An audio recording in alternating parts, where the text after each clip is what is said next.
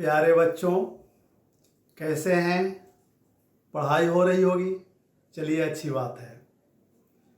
तो हम लोग क्या पढ़ रहे थे? हम लोग पढ़ रहे थे संसाधन के बारे में। तो अभी तक हम लोगों ने क्लास 8 के फर्स्ट चैप्टर संसाधन में संसाधन का अर्थ और प्रकार को देखा। संसाधन का अर्थ, रिसोर्स का अर्थ और उसके प्रकार किन किन आधारों पर बांटते हैं उसको देख चुके हैं पहले वीडियो में। अब इस वीडियो में हम लोग देखेंगे संसाधन का उपयोग, संसाधन उपयोग के कारण क्या क्या समस्याएं उत्पन्न हो रही है। समस्याओं को दूर करने के लिए पृथ्वी सम्मेलन हुआ था, उसके बारे में। संसाधन नियोजन यानी संसाधन का, रिसोर्स का प्लानिंग और कंजर्वेशन, संसाधन संरक्षण के बारे में। आपकी इस पुस्तक का नाम संसाधन है, यानी संसाधन पूरे पुस्तक का ही नाम है, इसलिए विशेष रूप से यह चैप्टर और महत्वपूर्ण हो जाता है आपकी परीक्षा के दृष्टिकोण से। अतः इसे ध्यान से देखना है, ध्यान से पढ़ना है, इसलिए इसे छोटे छोटे भागों में बांटकर हम लोग देख रहे हैं। तो आइए आज सबसे पहले संसाधन का उपयोग और उससे उत्पन्न होने वाली समस्याओं को देखते हैं।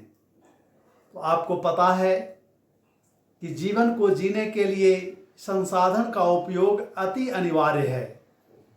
संसाधन यानी जो प्रकृति ने हमें दिया, जल, वायु, मिट्टी, वन, खनिज, तो ये सारे संसाधन जिनका उपयोग किए बिना हम अपना जीवन को ठीक से चला नहीं सकते हैं। अतः संसाधन का उपयोग तो अति आवश्यक है, लेकिन संसाधन का हमने इस पृथ्वी पर रहने वाले लोगों ने जिस प्रकार से उपयोग किया है उसके कारण अनेक प्रकार की समस्याएं भी उत्पन्न हुई है। जीवन यापन के लिए यह अनिवार्य है, लेकिन इसका अंधाधुंध दोहन यानी दुरुपयोग, विवेकपूर्ण उपयोग नहीं किए हैं। तो दुरुपयोग करने के कारण, अंधाधुंध दोहन करने के कारण, अत्यधिक उपयोग करने के कारण कई प्रकार की समस्याएं उत्पन्न हुई है। अंधाधुंध दोहन क्यों किए? तो व्यक्तिगत लाभ के लिए, निजी लाभ के लिए व्यक्तियों द्वारा, कई विकसित देशों द्वारा इसका व्यापक दुरुपयोग किया गया है। अपने हितों को साधने के लिए इसका उन लोगों के द्वारा, उन देशों के द्वारा उपयोग किया गया है। अधिकांश संसाधन, पृथ्वी पर पाए जाने वाले जो अधिकांश संसाधन हैं उस पर कुछ लोग या देश का नियंत्रण रहा है, जिसके कारण दुरुपयोग और ज्यादा हुआ है। कुछ ही देश या लोगों का अधिकांश संसाधन पर नियंत्रण रहा है, जबकि बहुत थोड़े से संसाधन पर विश्व की ज्यादातर जनसंख्या निर्भर कर रही है।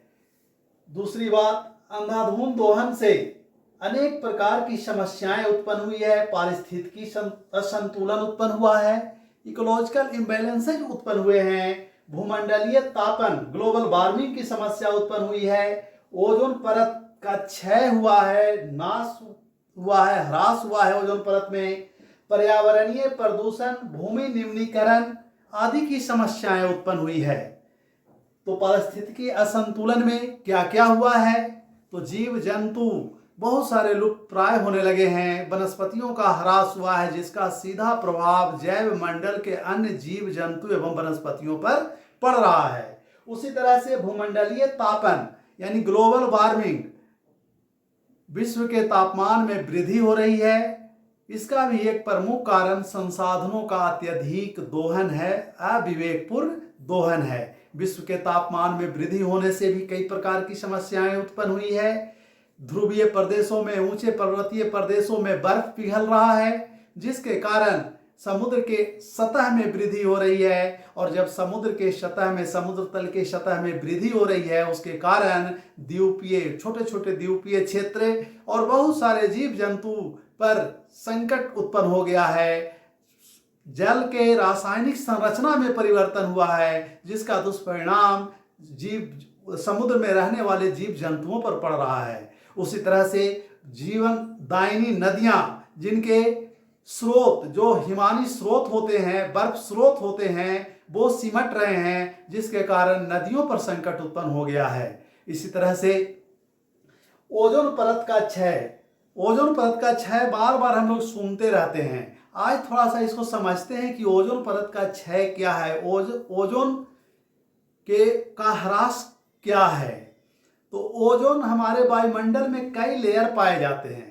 उसमें दूसरा लेयर जो है, नीचे से अगर ऊपर की ओर वायुमंडल में जाते हैं तो दूसरा लेयर है, दूसरे लेयर में ओजोन गैस की मात्रा अधिक होती है। उसकी मात्रा अधिक होने का कारण है कि वहाँ नीचे से जब ऑक्सीजन गर्म होकर ऊपर पहुंचता है सम तापमंडल में, और सूर्य से आने वाली परावैंगनी किरण अल्ट्रावायलेट रे का प्रभाव उस पर पड़ता है, तो ऑक्सीजन टूट जाता है, और टूटने के बाद वह O3 का रूप ग्रहण करता है, अर्थात ओजोन गैस का निर्माण करता है। लेकिन हमारे द्वारा संसाधनों का दुरुपयोग किए जाने के कारण और भौतिकवादी जीवन जीने के कारण, अधिक से अधिक सुविधा का उपयोग करने के कारण हमारे एसी से, एयर कंडीशनर से, फ्रिज से या अन्य स्रोतों से बहुत सारे ऐसे गैस निकल रहे हैं, जिसमें से एक प्रमुख है CFC, क्लोरोफ्लोरोकार्बन। और यह गैस वायुमंडल के उस स्तर पर पहुंच जाता है जहां परावैंगनी किरणें ऑक्सीजन के साथ प्रक्रिया कर ओजोन का निर्माण करती है। जब CFC क्लोरोफ्लोरोकार्बन उस ऊंचाई पर पहुंच जाता है, तब वहां सूर्य की परावैंगनी किरणों के पड़ने के कारण ऑक्सीजन से ओजोन बनने की प्रक्रिया को बाधित कर देती है, और ओजोन निर्माण की प्रक्रिया ही रुक जाती है। और जब ओजोन निर्माण की प्रक्रिया रुक जाती है, जिसके कारण ओजोन गैस की उस लेयर में कमी हो जाती है, और जिसका परिणाम ये हो रहा है कि सूर्य की परावैंगनी किरणें सीधे धरातल पर पहुंच जा रही है, और उसमें उष्मा ऊर्जा अधिक होती है। हमारा वायुमंडल उसके कारण भी गर्म हो रहा है। उसी तरह से पृथ्वी पर बहुत सारे ऐसे जीवाश्म ईंधन का प्रयोग बढ़ गया है, जैसे पेट्रोलियम, कोयला आदि का प्रयोग बढ़ गया है, जिसके कारण हमारे वायुमंडल में कार्बन डाइऑक्साइड की मात्रा बढ़ रही है। तो ये सब गैसेस CFC, क्लोरोफ्लोरोकार्बन या कार्बन डाइऑक्साइड, उसी तरह से मीथेन, नाइट्रस ऑक्साइड आदि, जो तापमान को अवशोषित करने का कार्य करती है, और तापमान के अवशोषित करने से निचले वायुमंडल की तापमान में वृद्धि हो रही है, और यही ग्लोबल वार्मिंग कहलाता है, जिसके कारण कई प्रकार की समस्याएं उत्पन्न हो रही है। जीव जंतुओं पर प्रभाव पड़ रहा है। जैसे एक उदाहरण बर्फ के पिघलने के रूप में देखें, जिसका क्या क्या दुष्परिणाम होता है। तो उसी तरह से ये पर्यावरणीय प्रदूषण, इन कारणों से क्या हो रहा है, हमारे पर्यावरण में प्रदूषण उत्पन्न हो रहा है। और दूसरी एक समस्या उत्पन्न हो रही है जलवायु परिवर्तन की। जैसे हमारे जलवायु में ये ग्रीन हाउस गैस, यानी कि जो गैसों के बारे में हम लोग अभी चर्चा किए, उनकी मात्रा बढ़ रही है, जिससे जलवायु में परिवर्तन हो रहा है। हमारा जलवायु धीरे धीरे गर्म होते जा रहा है, जिसका दुष्परिणाम पूरे पर्यावरण पर पड़ रहा है। हमारा पर्यावरणीय प्रदूषण के साथ साथ भूमि निम्नीकरण बहुत तरह से, चूंकि भूमि हमें अन्न देता है, भूमि में उत्पादक शक्ति होती है, जिसके कारण उस उर्वरा शक्ति के कारण हम अनाज का उत्पादन करते हैं, और यह हम लोगों के आहार का काम करता है। लेकिन विभिन्न प्रकार के चीजों का प्रयोग भूमि में करने के कारण, बहुत तरह की चीज जो पर्यावरण को प्रदूषित कर रहे हैं, उसके कारण भूमि का निम्नीकरण यानी भूमि का क्षय हो रहा है, उसकी उर्वरा शक्ति में ह्रास हो रहा है। तो इस तरह से संसाधन का सदुपयोग न कर दुरुपयोग करने से, और उस पर कुछ लोगों द्वारा अधिकार जता लेने के कारण कई प्रकार की समस्याएं उत्पन्न हो रही है। तो संसाधनों का इस तरह से दुरुपयोग करने के कारण जो समस्याएं उत्पन्न हुई है, उसके समाधान के दिशा में पूरे विश्व में चिंताएं व्याप्त है। इसके लिए संसाधन का न्याय संगत बंटवारा जरूरी है।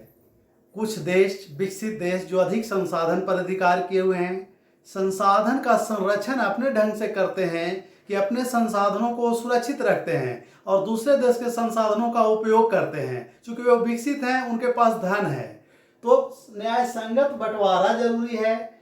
कुछ ही व्यक्ति या देश को उपयोग से रोकना होगा, क्योंकि संसाधन पृथ्वी पर है, ये पर्यावरण में है, प्रकृति द्वारा दिया गया है, इसलिए सबका अधिकार है, सार्वभौम अधिकार उस पर सबका है। अतः कुछ ही देश या व्यक्ति को उसके उपयोग पर रोक लगाना होगा और इसके लिए जरूरी है सतत पोषणीय विकास, सस्टेनेबल डेवलपमेंट की। सस्टेनेबल डेवलपमेंट की चर्चा हम लोग जैसा कि पहले के वीडियो में भी बता चुके हैं कि 8वीं क्लास में भी कर चुके हैं। आप उस वीडियो को देख सकते हैं, 8वीं क्लास के पाठ्यपुस्तक को पढ़ सकते हैं। वहाँ से आपको संसाधन के बारे में आधारभूत जानकारी मिलेगी। वहाँ बहुत सारी बातों की चर्चा की गई है। लेकिन ये सतत पोषणीय विकास जिस सम्मेलन में सबसे पहली बार मुखर रूप से विश्व के सामने आया, तो एक बार पुनः हम लोग यहाँ उसकी चर्चा करेंगे। तो सतत पोषणीय विकास है क्या? तो इसमें 2 बिंदु हमें याद रखना चाहिए और ये एग्जाम में आपका आएगा लिखने के लिए। तो यहाँ 2 बिंदु अगर याद रखेंगे तो आप आराम से इस प्रश्न का उत्तर लिख सकते हैं। पहले कि पर्यावरण को संसाधन का उपयोग इस तरह करना है कि जिससे पर्यावरण सुरक्षित रहे, यानी पर्यावरण को नुकसान पहुंचाकर संसाधन का उपयोग नहीं करना तथा संसाधन को भविष्य के लिए, भावी पीढ़ी के लिए भी सुरक्षित रखना, यही सतत पोषणीय विकास कहलाता है। जैसे मान लिया जाए कि हम लोग के पहले वाली पीढ़ी जो पृथ्वी पर आई, उसने हम लोगों के लिए संसाधन को सुरक्षित छोड़ दिया, रख कर गया, तो हम लोग का भी कर्तव्य है कि हम भी आने वाली भावी पीढ़ी के लिए संसाधन को सुरक्षित रखें। तो 2 बातें हैं, एक कि पर्यावरण को सुरक्षित रखते हुए संसाधन का प्रयोग करना, यानी कि विवेकपूर्ण प्रयोग करना, आवश्यकता के अनुसार प्रयोग करना, और दूसरी बात है कि संसाधन को भावी पीढ़ी, आने वाली पीढ़ी, भविष्य के लिए सुरक्षित रखना। ये सतत पोषणीय विकास, सस्टेनेबल डेवलपमेंट कहलाता है, यानी संसाधन का हम विवेकपूर्ण उपयोग करें। तो ये सतत पोषणीय विकास की अवधारणा मुख्य रूप से पृथ्वी सम्मेलन 1992 में आई। हालांकि विश्व स्तर पर पहले से भी पर्यावरण के प्रति जागरूकता उत्पन्न हुई। पहले समस्याएं जब आने लगी तो कुछ प्रयास किए गए, जिसमें प्रथम प्रयास सबसे महत्वपूर्ण 1972 ईस्वी में हुआ था, स्टॉकहोम सम्मेलन के रूप में, जिसके बाद से चूंकि वो सम्मेलन 5 जून 1972 को शुरू हुआ था, इसलिए प्रतिवर्ष उसके बाद से 5 जून को हम लोग विश्व पर्यावरण दिवस के रूप में भी मनाते हैं। उसके बाद दूसरा सबसे महत्वपूर्ण प्रयास 1992 ईस्वी में हुआ, जब ओजोन क्षय के पतन के बारे में, ह्रास के बारे में, क्षय के बारे में पता लगा। तो उसके बाद से और प्रयास विश्व स्तर पर गंभीर हो गया और पहला सबसे प्रमुख सम्मेलन 1992 ईस्वी में किया गया, जिसे पृथ्वी अर्थ समिट, पृथ्वी सम्मेलन कहते हैं। यह सम्मेलन 1992 ईस्वी में 1992 में ब्राजील के शहर, ब्राजील बहुत बड़ा देश है, भारत से बड़ा देश है, इसको आप लोग मानचित्र पर देखिएगा। तो ब्राजील के शहर रियो डी जेनेरियो में आयोजित किया गया, इसलिए इसे पृथ्वी सम्मेलन या रियो सम्मेलन भी कहते हैं। इस सम्मेलन में 100 से अधिक देशों के प्रतिनिधियों ने भाग लिया और इस सम्मेलन का आयोजन यूएनसीईडी संयुक्त राष्ट्र संघ का एक संस्था है, United nation conference on environment and development, तो उसके द्वारा आयोजित किया गया था। और इसमें पर्यावरण से संबंधित, जैसा कि यहाँ देख रहे हैं लिखा हुआ है एजेंडा 21, यानी एजेंडा 21 क्या है? तो इस सम्मेलन में पर्यावरण के संरक्षण पर बल दिया गया, जलवायु परिवर्तन पर बल दिया गया, जैविक विविधता की चर्चा की गई तथा भूमंडलीय वन सिद्धांत की घोषणा की गई। और इस तरह से कई पर्यावरणीय बिंदुओं को शामिल करते हुए इस सम्मेलन में एक घोषणा पत्र जारी किया गया और उसमें कहा गया कि हमारी 21वीं सदी की पृथ्वी कैसी हो और हमारी 21वीं सदी की पृथ्वी जैसी बनानी है, उसके लिए पर्यावरण से संबंधित जो समस्याएं उत्पन्न होकर के आई है उसे दूर करना होगा। इसलिए इस घोषणा पत्र में जो घोषणाएं की गई, सारे देश के प्रतिनिधियों ने जिसे माना, उसे एजेंडा 21 का नाम दिया गया, अर्थात हमारी पृथ्वी 20वीं सदी में कैसी होगी। तो इस तरह से रियो सम्मेलन प्रथम पृथ्वी सम्मेलन में पहली बार एक वैश्विक स्तर पर एक बड़े सोच निकलकर सामने आई और इसमें यह घोषणा पत्र एजेंडा 21 को स्वीकार किया गया। इसमें यह कहा गया कि एजेंडा 21 के तहत अपने अपने स्थानीय स्तर से एजेंडा 21 का लोग निर्धारण करें, सूची बनाएं और पर्यावरण को सुरक्षित करने के लिए जिन सिद्धांतों की चर्चा, बातों की चर्चा यहां की गई है, उसको लागू करें। तब हम लोग पृथ्वी सम्मेलन के संदर्भ में यह देखते हैं कि संसाधनों का नियोजन बहुत आवश्यक है। नियोजन यानी प्लानिंग। अब आप लोग प्लानिंग शब्द से परिचित होंगे, नियोजन का अंग्रेजी है। अब हम जब खेल के मैदान में जाते हैं या परीक्षा के लिए पढ़ते हैं या मार्केट में ही, बाजार में ही घूमने जाते हैं, तो एक प्लानिंग करते हैं कि कौन खिलाड़ी खेल में कहाँ से खेलेगा, किसका क्या काम रहेगा। इस तरह का एक रणनीति बनाते हैं, योजना बनाते हैं, उसी को कहते हैं नियोजन, प्लानिंग। तो संसाधन के संरक्षण या संसाधन के कुशल उपयोग के लिए, विवेकपूर्ण उपयोग के लिए संसाधनों का भी नियोजन या प्लानिंग आवश्यक है। अतः संसाधन नियोजन आज के समय में सबसे महत्वपूर्ण मुद्दा है। जैसे अगर संसाधन का हम विवेकपूर्ण उपयोग करेंगे तो यहाँ देख रहे हैं कि संसाधन वितरण में विविधता के कारण संसाधन का जो वितरण पृथ्वी पर है वो विषमता है, उसमें विविधता है। कोई संसाधन कहीं अधिक है, वह संसाधन दूसरी जगह नहीं है। कोई संसाधन, मूल्यवान संसाधन कुछ ही क्षेत्रों में पाए जाते हैं, तो बहुत सारे क्षेत्र में संसाधनों का बिल्कुल अभाव पाया जाता है, जिसके बिना जीवन नहीं जिया जा सकता है। तो संसाधनों की विविधता के कारण, असमान वितरण के कारण, कहीं एक प्रकार के संसाधन अधिक हैं तो दूसरे जगह पर कम है, यानी कि सभी जगह समान नहीं है। उसी तरह से कोई प्रदेश आत्मनिर्भर है संसाधन में, तो कहीं अत्यंत अभाव है संसाधनों का। तो इन कारणों से संसाधनों का नियोजन, प्लानिंग आवश्यक है ताकि उसका हम सदुपयोग कर सकें और संसाधनों पर सबका बराबर का अधिकार हो सके, सब व्यक्ति अपनी आवश्यकता के अनुसार उसका उपयोग करे और खुशहाल जीवन जी सके। जैसे मान लिया कि यहाँ देख रहे हैं, जैसे झारखंड, मध्य प्रदेश, पश्चिम बंगाल आदि राज्यों में कोयला अधिक मात्रा में पाया जाता है। उसी तरह से कुछ राज्यों में, जैसे अरुणाचल प्रदेश में, जल संसाधन की अधिकता है। अगर लद्दाख की बात करते हैं तो लद्दाख में इन संसाधनों की कमी है। उसी तरह से अगर राजस्थान की बात करते हैं तो वहाँ पवन ऊर्जा, सौर ऊर्जा पर्याप्त मात्रा में है। लेकिन अब यहाँ एक बात यह आ जाती है कि संसाधन में आत्मनिर्भर है, संसाधन बहुत है, लेकिन क्या तकनीक है उसके पास, क्या उसका वो सदुपयोग कर पा रहा है? तो इसको हम लोग आगे देखेंगे। लेकिन अभी हम लोग देख रहे हैं कि संसाधनों के वितरण में काफी विषमता पाई जाती है, काफी असमानता पाई जाती है, जिसके कारण हमें संसाधनों का नियोजन करना जरूरी है। संसाधन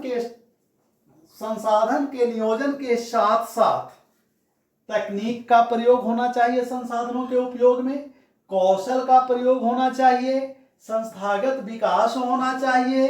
क्योंकि जब तक हम संसाधन है, लेकिन जब तक हमारे पास तकनीक नहीं है, हमारे पास कौशलता नहीं है, यानी स्किल्ड नहीं, मैन पावर स्किल्ड नहीं है, तकनीकी ज्ञान से परिपूर्ण नहीं है, अगर संस्थाओं के रूप में, यानी कि शोध संस्थान और कई तरह के संस्थान जहां हम खनिजों के बारे में अध्ययन कर सकें, उसका उपयोग दुरुपयोग को जान सकें, कहाँ कितनी आवश्यकता है नहीं है इसको समझ सकें, तो इसके लिए संस्थाओं की जरूरत होती है। तो जब तक इन चीज़ों का अभाव रहेगा तो केवल संसाधन के रहने से ही हम उसका सही सदुपयोग नहीं कर पाएंगे। जैसे कि हम देखते हैं कि संसाधन युक्त देश, बहुत सारे दुनिया में ऐसे देश हैं संसाधन युक्त जो पिछड़ी अवस्था में हैं, जबकि बहुत सारे देश ऐसे हैं जो विकसित देश हैं लेकिन उनके पास संसाधनों की कमी है। उसका कारण क्या है? तो जिनके पास संसाधन अधिक है वो उनके पास तकनीक नहीं है, कौशल नहीं है, उसका दोहन करने का